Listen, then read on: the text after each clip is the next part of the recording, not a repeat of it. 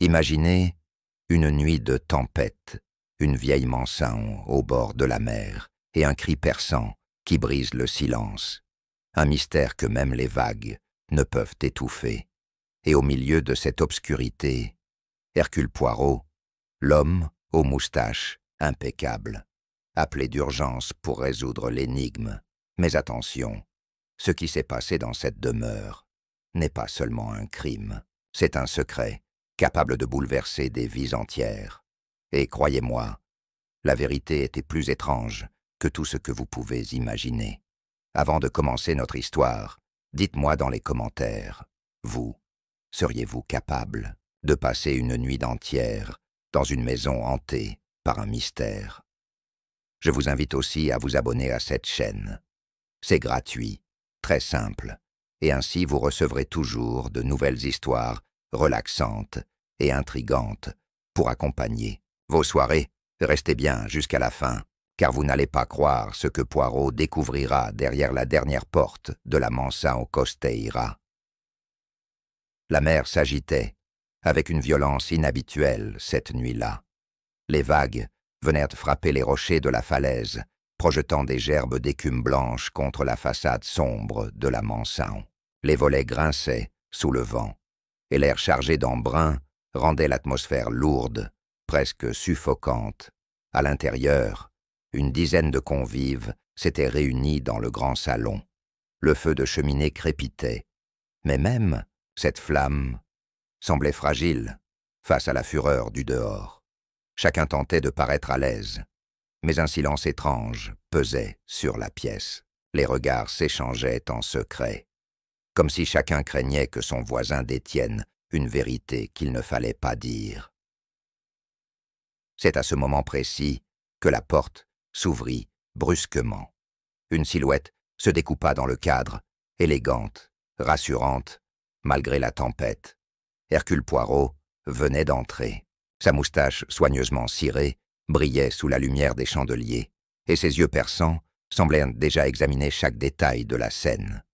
Il posa son chapeau et d'un geste calme salua les invités. Sa présence imposait le respect. Il n'était pas seulement un détective, il était celui qui, par sa logique implacable, allait dénouer ce qui paraissait insoluble. Pourtant, ce soir-là, une ombre plus sombre que d'habitude semblait l'accompagner. Un cri soudain retentit dans la maison, perçant, déchirant. Il fit sursauter tout le monde. Le son venait de l'étage supérieur, là où les chambres donnaient sur la mer. Certains invités pâlirent, d'autres échangèrent des regards terrifiés. Une atmosphère de drame venait d'envahir l'assemblée. Poirot leva la main pour imposer le silence. Son regard se posa un instant sur l'escalier majestueux qui menait aux étages. Il n'avait pas encore prononcé un mot, mais son expression disait tout. Il savait déjà que la nuit ne serait pas ordinaire. Les convives hésitèrent. Devaient-ils monter? Attendre? Le cœur battait fort dans chaque poitrine. Et pourtant, personne n'osa bouger avant que Poirot n'avance d'un pas ferme, son manteau flottant derrière lui comme une ombre rassurante. En montant lentement l'escalier, le détective écoutait attentivement. Chaque craquement du bois, chaque souffle du vent lui paraissait une indication. Il savait que le moindre détail, aussi insignifiant qu'il puisse sembler, pouvait contenir la clé du mystère. Arrivé au palier, Poirot s'arrêta. Une porte battait doucement sous l'effet du vent. De l'intérieur, on aurait juré entendre un sanglot étouffé. Avec prudence, il posa la main sur la poignée. La Mansaon Costeira retenait son souffle, et chaque âme présente savait que ce qui allait être découvert changerait tout. Poirot poussa lentement la porte, et un courant d'air glacé se glissa dans le couloir. La chambre semblait figée dans une atmosphère irréelle. Les rideaux battaient au vent, ouverts sur une fenêtre grande ouverte face à l'océan déchaîné. La pluie s'infiltrait par rafales, mouillant le tapis épais et répandant une odeur salée dans la pièce. Au centre, une chaise renversée trahissait un mouvement brusque. Sur le sol, un collier de perles s'était brisé, ses billes blanches dispersées, comme les fragments d'un secret éclaté. Aucun corps, aucun signe, visible de lutte, mais une tension insoutenable qui flottait dans l'air. Poirot plissa les yeux et s'agenouilla pour ramasser une perle. Il l'examina à la lumière, comme si elle pouvait lui parler. Son regard glissa ensuite vers la fenêtre, puis vers le lit, soigneusement refait. Une mise en scène, murmura-t-il presque pour lui-même. Mais à qui voulait-on faire croire cette histoire? Les invités, restés dans le couloir, se penchaient avec inquiétude. Madame Lefebvre, l'hôtesse de la soirée, mit une main tremblante devant sa bouche. « Ce collier, c'était celui de ma sœur », dit-elle d'une voix étranglée. Son aveu fit frissonner toute l'assemblée. Poirot s'approcha du bureau placé contre le mur. Une lettre y reposait, soigneusement pliée, comme si elle avait été laissée là volontairement. Mais l'encre n'était pas encore sèche. Le détective effleura la feuille du bout des doigts et nota la tache humide. Quelqu'un venait de l'écrire, à la hâte. En silence, il lut les premières lignes, sans dévoiler leur contenu aux autres. Ses sourcils se froncèrent légèrement, signe qu'il venait de découvrir un indice crucial. Mais Poirot n'était pas homme à partager ses déductions trop tôt. Il préférait observer encore, laisser le mystère se révéler morceau par morceau. Tout à coup, un coup de tonnerre ébranla la maison et les chandeliers vacillèrent. Une servante, restée au bas des escaliers, poussa un cri en pointant du doigt vers la mer. Les invités se précipitèrent aux fenêtres. Dans l'obscurité, une silhouette semblait courir sur la falaise, comme si elle fuyait vers les rochers. Poirot ne perdit pas de temps. « Messieurs, mesdames, dit-il d'une voix ferme, personne ne doit quitter cette maison. » Son autorité calma immédiatement le tumulte. Il savait que le véritable mystère ne se trouvait pas dehors, mais bien entre ses murs. La chambre, avec son collier brisé, sa lettre fraîchement écrite et sa fenêtre grande ouverte, n'était pas un simple décor de tempête. C'était une scène parfaitement préparée, pour tromper ou pour accuser. Et Poirot, plus que jamais, sentait que chaque geste comptait dans ce jeu d'ombre et de mensonges. Le silence retomba dans le couloir, après les paroles de Poirot. Chacun retenait son souffle, comme si la moindre exclamation pouvait réveiller une menace invisible. Le détective, impassible, observa longuement les visages tournés vers lui. Ses yeux semblaient de sonder les âmes plus que les expressions. Madame Lefebvre, l'hôtesse, fut la première à parler. « Vous devez me croire, Monsieur Poirot, je n'ai rien à voir avec tout cela, » balbutia-t-elle, en serrant nerveusement un mouchoir trempé de larmes. Mais son insistance semblait plus inquiète qu'innocente. Poirot leva une main polie, mais ferme. « Madame, je ne crois ni à la culpabilité immédiate, ni à l'innocence proclamée. Ce soir, chacun ici sera observé, et chaque détail me parlera. » Son accent belge résonnait avec une douceur implacable, qui ne laissait aucune échappatoire. Invité, M. Delaunay, riche industriel à la réputation austère, croisa les bras en fronçant les sourcils. « Tout cela est ridicule, dit-il. Ce collier a pu tomber par accident. Ce cri, sans doute une illusion créée par la tempête. » Mais personne n'osa approuver son explication trop commode. Poirot s'avança lentement vers lui. « Et pourquoi, donc, monsieur Delaunay, étiez-vous absent du salon au moment où j'ai franchi la porte? Vos chaussures, voyez-vous » Il désigna la boue humide qui maculait les semelles brillantes de l'homme. « Elle porte la marque des jardins. » Un murmure parcourut l'assemblée. Monsieur Delaunay pâlit, mais se redressa fièrement. « Je cherchais seulement un peu d'air. Cette maison est suffocante. » Son excuse tomba lourdement, sans convaincre. Poirot, lui, ne répondit pas, se contentant d'un léger sourire qui en disait long. Dans le fond du couloir, la jeune, Demoiselle Claire, nièce de l'hôtesse, observait la scène avec des yeux agrandis par la peur. Elle serrait une petite boîte contre son cœur, comme si elle craignait qu'on la lui arrache. Poirot remarqua ce détail, mais n'en dit rien, pour l'instant. Puis il déclara, d'une voix claire, « Mes amis, il est temps que chacun de vous retourne dans le salon. Personne ne doit s'éloigner. Ce mystère, je vous l'assure, ne sera pas résolu par les vagues de l'océan, mais par les secrets que vous portez dans vos cœurs. » Et tandis que les convives redescendaient lentement l'escalier, Poirot jeta un dernier regard vers la chambre. La lettre encore humide reposait toujours sur le bureau. Elle contenait sans doute le premier fil d'une toile complexe, une toile où chaque convive était peut-être déjà prisonnier. Le salon, d'ordinaire lieu de musique et de rire, s'était transformé en tribunal silencieux. Le feu dansait dans l'âtre, projetant des ombres sur les murs lambrissés. Les invités prenaient place autour de la grande table, les yeux fuyants, les mains tremblantes. On aurait dit des accusés attendant leur verdict. Poirot, assis dans le fauteuil central, croisa ses mains sur sa canne et observa un instant, sans parler. Le silence devint si lourd que le crépitement des flammes paraissait assourdissant. Enfin, il prit la parole. « Chacun de vous, ce soir, devra répondre à mes questions.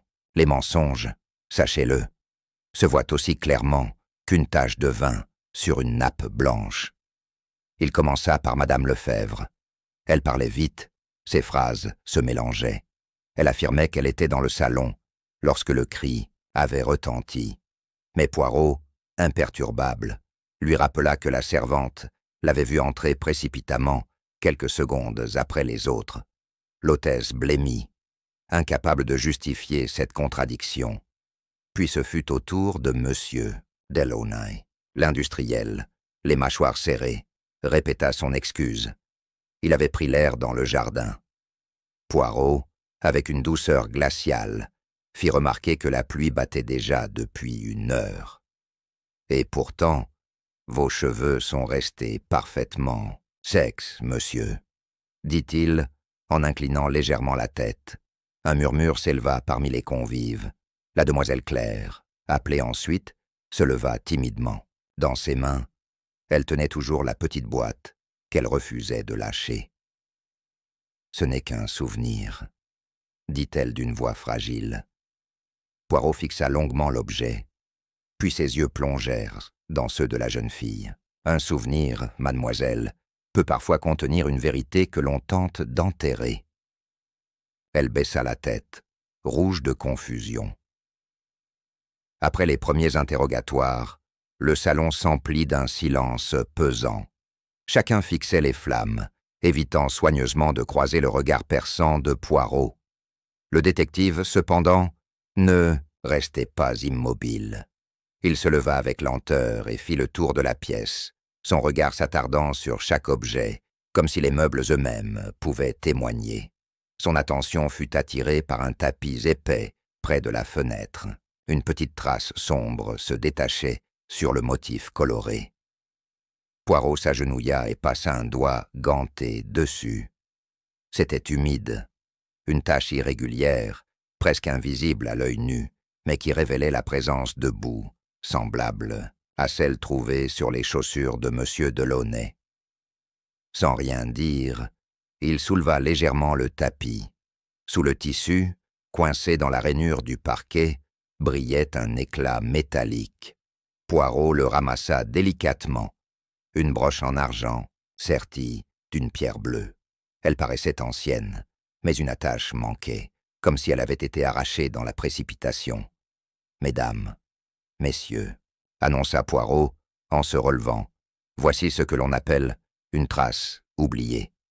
Et cette trace ne ment jamais. » Il plaça la broche sur la table, et immédiatement, plusieurs regards se détournèrent. L'objet réveillait manifestement une mémoire que certains auraient préféré garder cachée. Madame Lefebvre s'exclama aussitôt, « Mais cette broche appartenait à ma sœur. » Son visage se crispa de stupeur. Poirot inclina légèrement la tête. Voilà donc 2 objets de valeur qui se retrouvent dispersés ce soir. Un collier brisé et une broche perdue. Quelle coïncidence, n'est-ce pas? Claire, la jeune nièce, serra sa boîte encore plus fort contre sa poitrine. Ses lèvres tremblaient, comme si elle voulait parler, mais n'osait pas. Poirot l'observa avec douceur, mais ne força pas ses confidences. Chaque chose viendra en son temps, pensa-t-il. Le docteur Marchand, visiblement mal à l'aise, tenta d'expliquer. Peut-être cette broche a-t-elle simplement glissé d'un vêtement lors d'une promenade dans la maison, mais Poirot coupa net. Alors, docteur, comment expliquez-vous que cette trace de boue mène précisément jusqu'ici, sous le tapis? Un frisson parcourut l'assemblée. Le mensonge du docteur se révélait aussi fragile que le silence qui l'entourait. Poirot, implacable mais calme, posa alors une main sur la broche. « Cette maison parle, dit-il. Et moi, je l'écoute. » Ce fut à cet instant que la tempête redoubla de violence, comme pour confirmer ces mots. La Mansa Costera, battue par les vents, semblait bien décidée à livrer ses secrets. Pièce par pièce, souvenir par souvenir. Et Poirot savait que la vérité se rapprochait, comme la marée qui monte inexorablement. Un autre invité, le docteur Marchand, tenta de ramener le calme. Il affirma qu'aucun crime n'avait été commis, que la tempête avait créé des illusions, et que la peur poussait chacun à imaginer des complots. Mais Poirot lui rétorqua d'un ton grave. « Alors, expliquez-moi, docteur, qui écrivait cette lettre encore humide sur le bureau de la chambre ?» Le docteur se tut. Ses mains tremblaient en ajustant ses lunettes. Ses yeux évitaient, soigneusement, ceux du détective. Une tension glaciale envahit la pièce. Chacun comprit alors que nul ne pouvait plus prétendre à l'innocence sans preuve. Poirot se redressa légèrement dans son fauteuil et conclut. « Mes amis, sachez-le, la vérité finit toujours par s'imposer. Et cette maison, ce soir, deviendra le théâtre d'une révélation que nul ici n'oubliera. » Ces mots résonnèrent comme une promesse irrévocable. Les flammes projetèrent une dernière ombre sur le visage de Poirot. On aurait dit qu'il connaissait déjà l'issue de ce mystère, mais qu'il prenait un malin plaisir à laisser chacun s'enferrer dans ses propres mensonges. Un silence lourd tomba après la découverte de la broche. Les invités baissèrent la tête, chacun semblant redouter la prochaine question de Poirot. Madame Lefebvre, le visage pâle, fixait l'objet brillant comme si un fantôme venait de surgir du passé. Poirot s'approcha d'elle avec une courtoisie qui n'enlevait rien à sa fermeté. « Madame, vous dites que cette broche appartenait à votre sœur. Or, ce collier brisé, trouvé à l'étage, vous appartenait aussi par le passé. Pourquoi ces 2 objets réapparaissent-ils ce soir ?» Sa voix douce mais précise coupa comme une lame dans l'air du salon. Madame Lefebvre prit une grande inspiration, ses mains tremblantes. « Ma sœur, Élodie, a disparu il y a des années. On ne l'a jamais revue. Cette maison était la sienne, autant que la mienne. Mais je vous jure que je n'ai pas remis la main sur ces bijoux depuis sa disparition. » Ces paroles résonnaient d'émotion, mais certains invités fronçaient les sourcils, sceptiques. Poirot, implacable, reprit. « Madame, une disparition ne laisse jamais un vide parfait. Toujours, un fil demeure, prêt à être tiré. Ce soir, ces fils reviennent se tisser autour de nous. » Ses moustaches frémirent légèrement, alors qu'il se redressait. La jeune Claire laissa échapper un sanglot discret. Tous les regards se tournèrent vers elle. La boîte qu'elle serrait si fort s'ouvrit un peu, laissant entrevoir une photographie jaunie. Poirot s'approcha avec une infinie délicatesse. « Permettez-moi, mademoiselle, » dit-il. Tremblante, elle tendit la photo. L'image représentait 2 jeunes femmes souriantes, enlacées, devant la mer. L'une était sans doute Madame Lefebvre, dans sa jeunesse. L'autre ressemblait à s'y méprendre à Claire, elle-même. Poirot inclina la tête. Voilà donc, Élodie, le sang ne ment jamais. Un murmure s'éleva dans la pièce. Certains invités chuchotaient que la ressemblance était troublante, d'autres restaient figés, comme si un vieux secret de famille venait d'être dévoilé. Madame Lefebvre détourna le regard, incapable de soutenir celui de sa nièce. Poirot prit la photo et la plaça à côté de la broche. Les objets, les images, les cris, tout nous ramène à cette sœur disparue. Peut-être qu'Élodie n'a jamais quitté cette maison. Peut-être que son histoire est encore enfermée entre ces murs. À ce moment précis, un coup sec retentit dans le plafond, comme si une poutre avait craqué sous un pas invisible. Tous sursautèrent. La tempête faisait rage, mais ce bruit semblait venir de l'intérieur. Poirot leva les yeux vers l'étage, son regard brillant d'une certitude nouvelle. « Mesdames, messieurs, dit-il gravement, l'ombre d'Élodie est plus proche que vous ne le pensez. » La maison semblait retenir son souffle, tandis que Poirot montait l'escalier. Chaque marche grinçait comme un avertissement. Derrière lui, quelques convives osèrent le suivre à distance, mais la plupart restèrent figés dans le salon, prisonniers de leur propre peur. Le couloir du premier étage s'étendait dans la pénombre. Les portraits accrochés au mur fixèrent Poirot de leurs regards sévères, comme si les ancêtres de la famille veillaient encore. Le détective avança lentement, observant chaque détail. La poussière sur les cadres, les tapis légèrement déplacés, les portes entr'ouvertes. Un courant d'air froid traversa soudain le couloir. Poirot s'arrêta.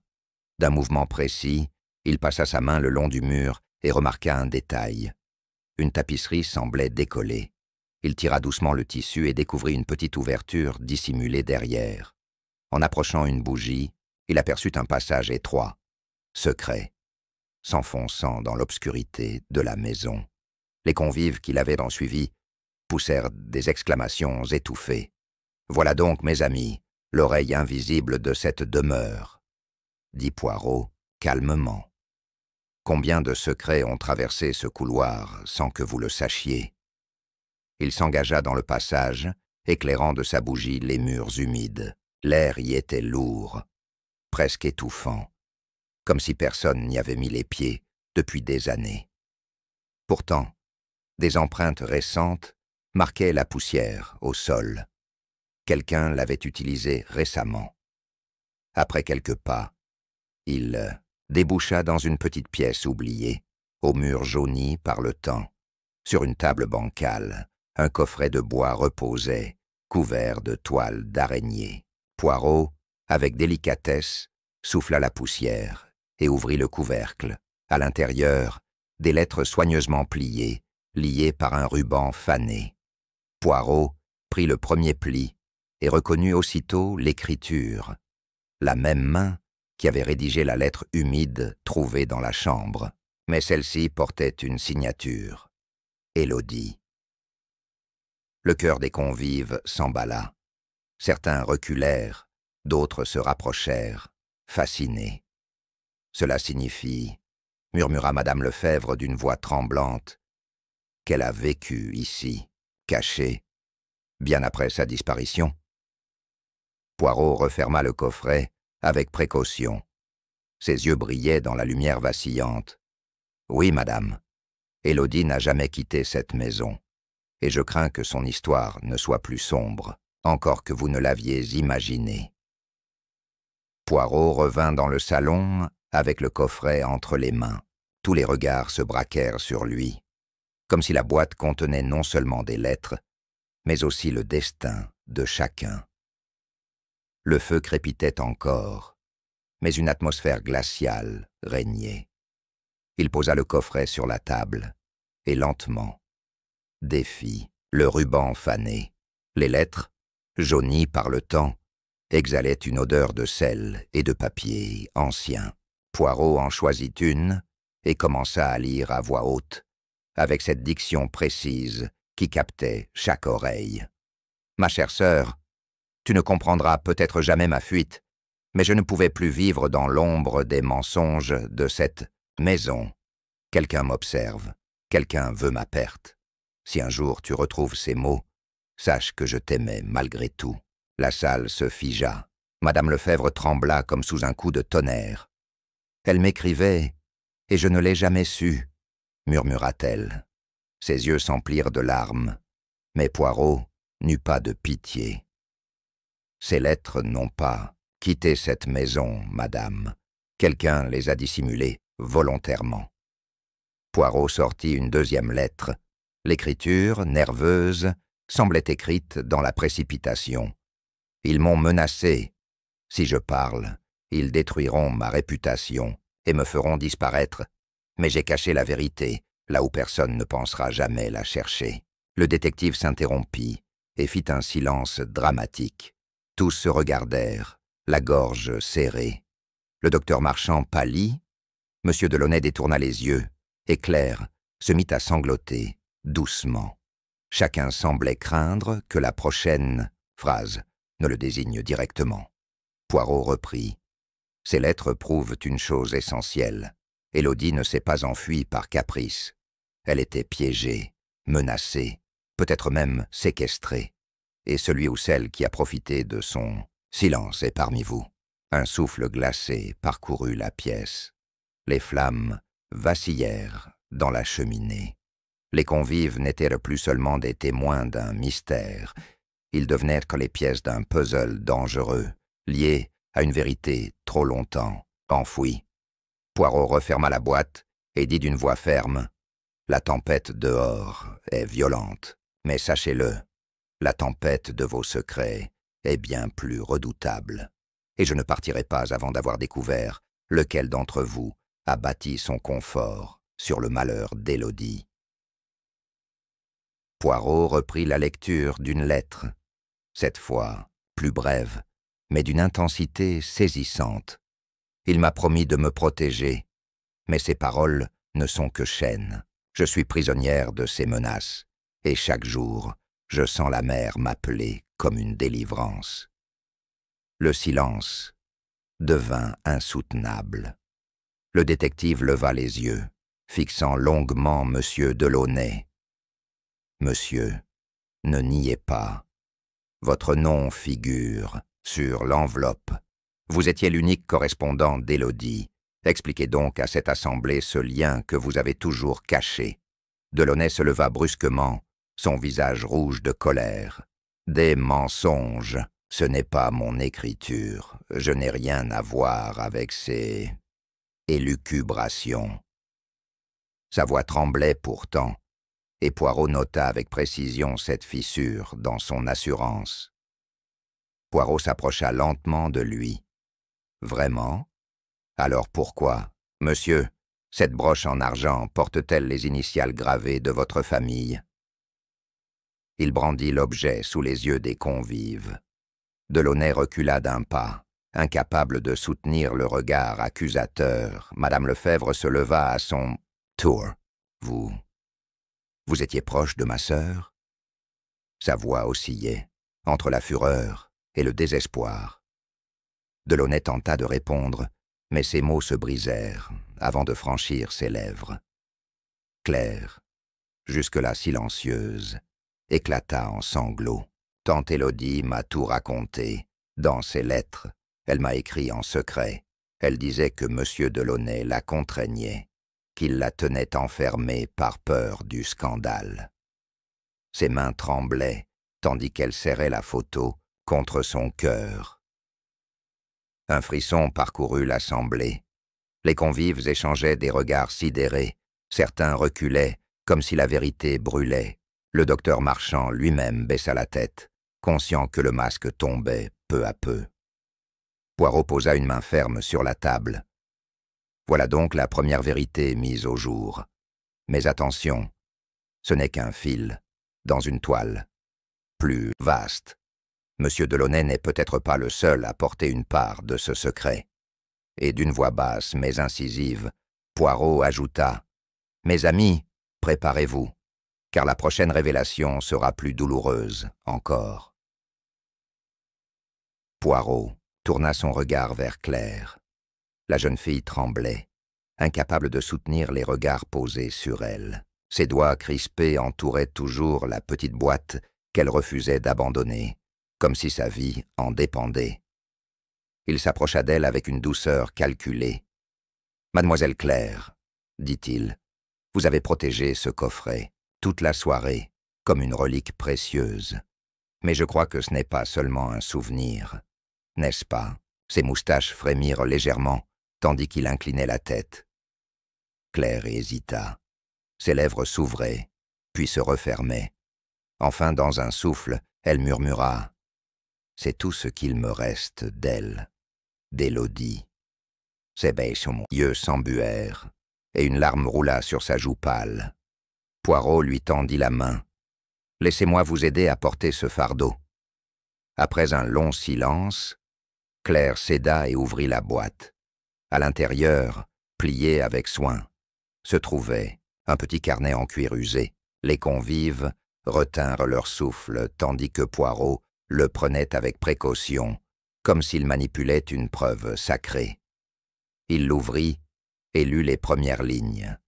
L'écriture, fine et nerveuse, appartenait sans aucun doute à Élodie. Mais ce n'était pas des lettres, c'étaient des notes, presque un journal secret. Chaque page contenait des dates, des observations et surtout des noms. « Voyez-vous, » dit Poirot d'une voix grave, Élodie notait tout. Les menaces qu'elle recevait, les rendez-vous clandestins, les promesses non tenues. Ce carnet est la mémoire de son supplice. Ces mots frappèrent les invités comme des coups de marteau. Madame Lefebvre chancela, cherchant un appui. Elle écrivait tout cela ici, sous mon toit, et je n'ai rien vu.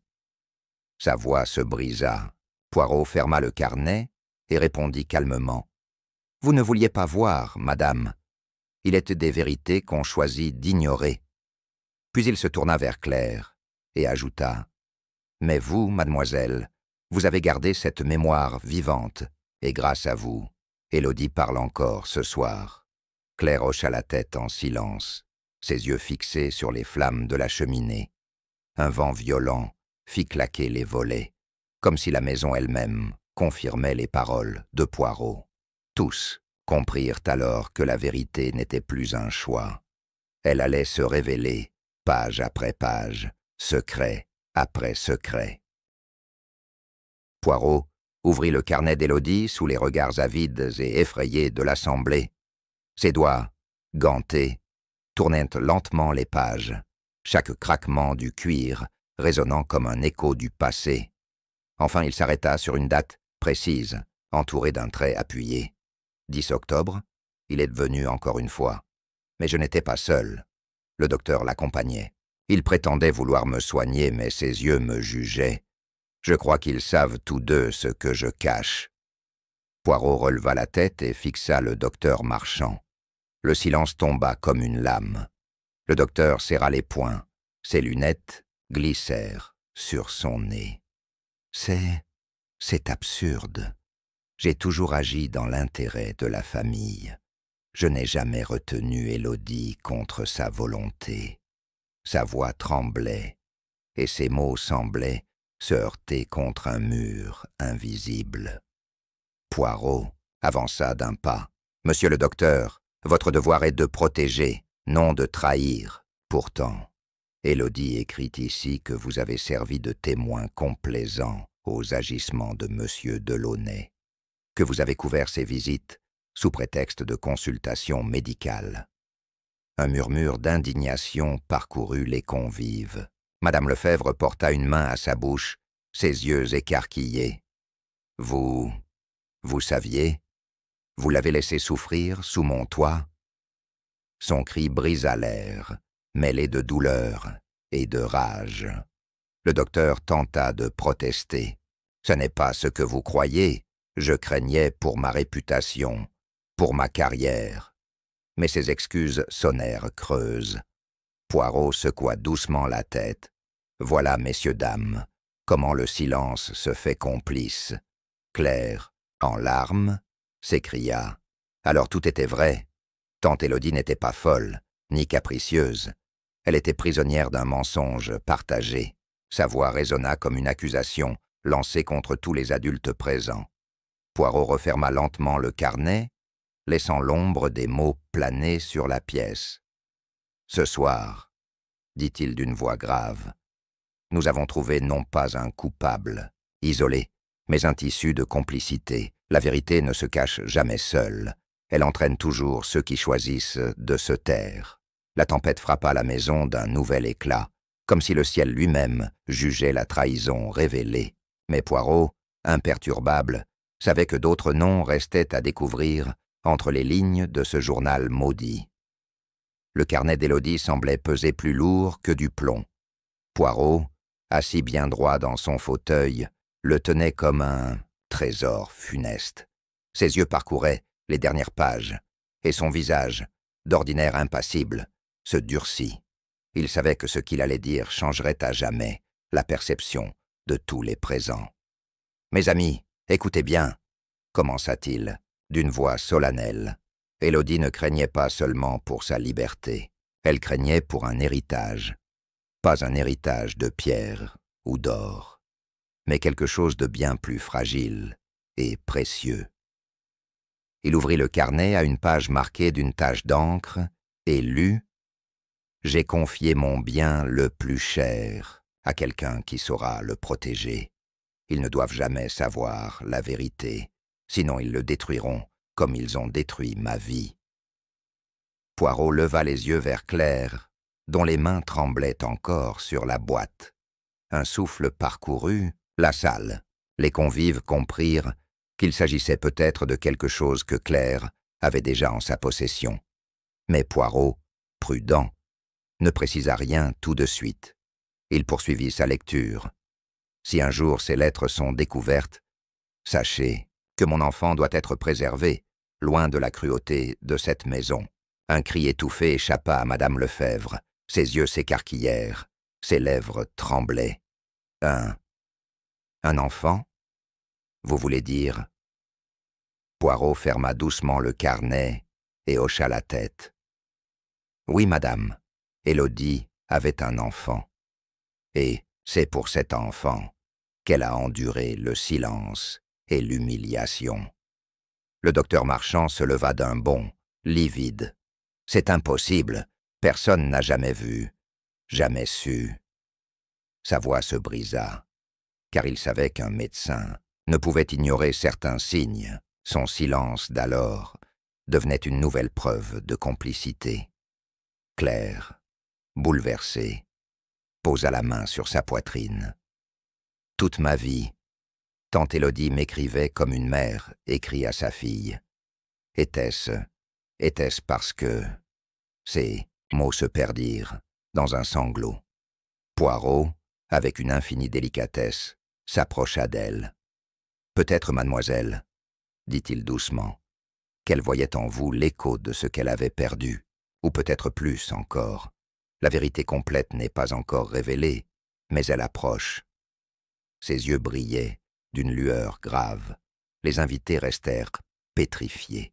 L'idée d'un enfant caché, héritier invisible d'un drame secret, planait comme une ombre nouvelle sur la maison. Et chacun se demandait où était-il et que représentait-il pour l'avenir de cette famille. La révélation résonnait encore dans le salon, suspendue comme un écho que personne n'osait briser. Les convives demeuraient figés, les yeux rivés tantôt sur Poirot, tantôt sur Claire, comme si la vérité était sur le point d'éclater à travers ses larmes. Poirot se leva et marcha lentement autour de la table, ses mains jointes derrière, le dos. « Madame Lefebvre, dit-il d'une voix calme mais tranchante, vous saviez, pas tout, peut-être, mais vous saviez qu'Élodie portait un secret plus lourd que ses bijoux, et pourtant, vous avez choisi de fermer les yeux. » L'hôtesse se leva brusquement, son visage blême. « Non, je croyais qu'elle était malade, qu'elle imaginait des choses. » Elle se taisait, se repliait sur elle-même. Comment aurais-je pu savoir? Ses paroles vibraient de désespoir, mais son regard fuyait celui du détective. Poirot posa le carnet sur la table et l'ouvrit à une page précise.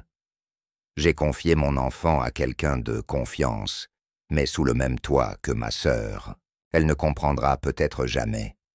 Mais un jour, la vérité se montrera. Il marqua une pause, laissant les mots pénétrer les esprits. Un silence glacé s'installa. Tous comprirent que l'enfant en question n'avait jamais quitté la maison, et Poirot, d'un geste lent, tourna son regard vers Claire. La jeune fille, bouleversée, serrait toujours la photo d'Élodie contre elle. « Mademoiselle Claire, dit-il doucement, vous pensiez être seulement la nièce de Madame Lefebvre, mais les lettres, les ressemblances, l'affection si particulière d'Élodie pour vous, tout cela me conduit à une vérité simple. Vous êtes l'enfant qu'elle cherchait à protéger. » Claire porta une main tremblante à sa bouche. Ses yeux se remplirent de larmes. « Moi ? Mais personne ne m'a jamais dit. » Sa voix se brisa, et elle s'effondra sur une chaise, secouée de sanglots. Madame Lefebvre chancela. « Non, ce n'est pas possible. Elle ne pouvait pas. » Mais ses protestations sonnaient creux. Au fond d'elle, elle savait depuis toujours que Claire n'était pas seulement sa nièce. Elle avait choisi le silence pour préserver l'honneur de la famille. Poirot conclut d'une voix grave. Voilà pourquoi Élodie a disparu aux yeux du monde. Elle n'a jamais fui. Elle s'est effacée pour que son enfant puisse grandir, à l'abri des scandales. Mais ce soir, mesdames et messieurs, le passé est revenu. Et nul ne peut plus l'ignorer. La révélation résonnait encore dans le salon, suspendue comme un écho que personne n'osait briser. Les convives demeuraient figés, les yeux rivés tantôt sur Poirot, tantôt sur Claire, comme si la vérité était sur le point d'éclater à travers ses larmes. Poirot se leva et marcha lentement autour de la table, ses mains jointes derrière, le dos. « Madame Lefebvre, dit-il d'une voix calme mais tranchante, vous saviez, pas tout, peut-être, mais vous saviez qu'Élodie portait un secret plus lourd que ses bijoux, et pourtant, vous avez choisi de fermer les yeux. » L'hôtesse se leva brusquement, son visage blême. « Non, je croyais qu'elle était malade, qu'elle imaginait des choses. » Elle se taisait, se repliait sur elle-même. Comment aurais-je pu savoir? Ses paroles vibraient de désespoir, mais son regard fuyait celui du détective. Poirot posa le carnet sur la table et l'ouvrit à une page précise. J'ai confié mon enfant à quelqu'un de confiance, mais sous le même toit que ma sœur. Elle ne comprendra peut-être jamais. Mais un jour, la vérité se montrera. Il marqua une pause, laissant les mots pénétrer les esprits. Un silence glacé s'installa. Tous comprirent que l'enfant en question n'avait jamais quitté la maison, et Poirot, d'un geste lent, tourna son regard vers Claire.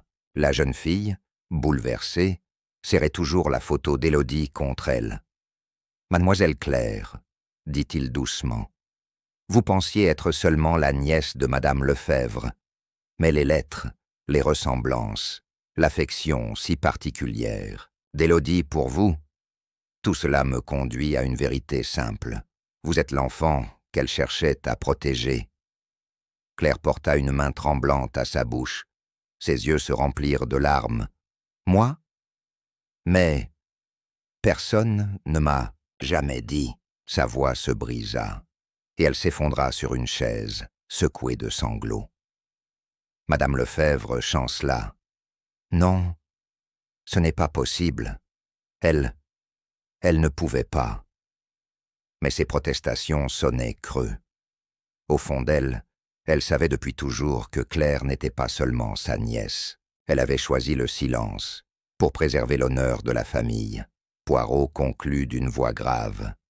Voilà pourquoi Élodie a disparu aux yeux du monde. Elle n'a jamais fui. Elle s'est effacée pour que son enfant puisse grandir, à l'abri des scandales. Mais ce soir, mesdames et messieurs, le passé est revenu, et nul ne peut plus l'ignorer. Un grondement de tonnerre secoua la Mansin tandis que Poirot se levait une dernière fois.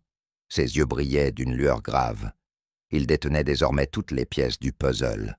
Les convives, blêmes, attendaient dans un silence étouffant. « Mesdames et messieurs, commença-t-il, l'heure est venue de lever le voile. Élodie n'a jamais fui cette maison. Elle y est restée, prisonnière, isolée, jusqu'à ce que sa voix s'éteigne pour toujours. » Ces mots résonnèrent comme une sentence. Un cri de stupeur jaillit. Madame Lefebvre chancela, tenant la table pour ne pas tomber. Claire porta une main tremblante à sa bouche. Seul Delaunay, livide, fixait le sol, incapable de soutenir un seul regard. Poirot posa le carnet sur la table et poursuivit. Ces lettres en témoignent. Elle a seule été menacée, réduite au silence. Mais la maison a gardé son secret jusque dans ses murs. Il sortit alors de sa poche un petit ruban effiloché, trouvé dans le passage secret. Ce ruban, mes amis, appartenait à la robe qu'elle portait le jour de sa disparition.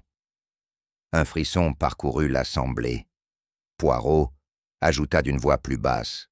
J'ai suivi ce passage jusqu'à la cave scellée de la demeure. Derrière, une cloison dissimulée. J'ai trouvé ce que vous redoutiez tous, les restes d'Élodie. Le silence devint insupportable. Seul le rugissement de la mer couvrait les sanglots étouffés de Claire. Poirot, impassible, conclut. Élodie n'est pas morte de la main du hasard. Elle est morte du poids des secrets, des menaces et des complicités. Monsieur Delaunay, vous avez scellé son sort. Docteur Marchand, vous l'avez laissé faire, par lâcheté. Madame Lefebvre, vous avez fermé les yeux. Voilà vos crimes. Madame Lefebvre s'effondra en larmes. Delaunay fut incapable de se défendre, et le docteur détourna le visage. La vérité, implacable, venait d'anéantir tous leurs faux semblants. Poirot s'approcha de Claire et posa doucement une main sur son épaule. « Mais vous, mademoiselle, êtes l'héritage vivant d'Élodie. Sa voix s'éteint peut-être dans les murs de cette maison, mais elle vit encore en vous, et c'est à vous désormais de porter la lumière qu'elle a protégée. » La tempête commença à s'apaiser, comme si la mer elle-même avait entendu la confession. Le feu du salon brûlait encore, plus clair qu'auparavant, et dans ce silence nouveau, chacun comprit que la Mansin Costeira garderait à jamais le souvenir de cette nuit, où Hercule Poirot avait déterré la vérité, enfouie sous les vagues.